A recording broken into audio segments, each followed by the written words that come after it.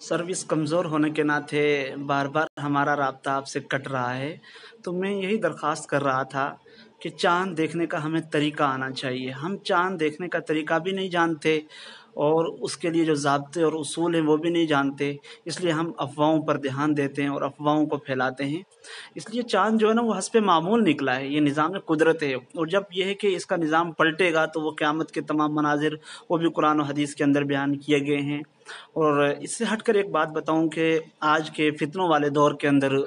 हम ये तहकीक नहीं करते, और न ही जो हदीस के अंदर किताबुल फितन का एक पूरा बाब है वो बयान किया गया है उसको पढ़ने की कोशिश करते हैं कि अहादीस के अंदर हमें क्या दर्स दिया गया है जब ये वबाएँ आएँ, ये बलाएँ आएँ और ये आफतें आ जाएँ और दुनियावी निज़ाम इस तरह उथल पुथल का शिकार हो जाए, हमें क्या करना चाहिए। इसके लिए हर साथी को जो कुछ ना कुछ पढ़ा लिखा हो खुद तहकीक करनी चाहिए या उलमा से रब्ता करना चाहिए, ना कि जो अमूमी और अवामी बातें चल रही हैं उन पर अमल करना चाहिए। उम्मीद कामिल है कि आप हजरात हमारी इन बातों को गौर और फिक्र से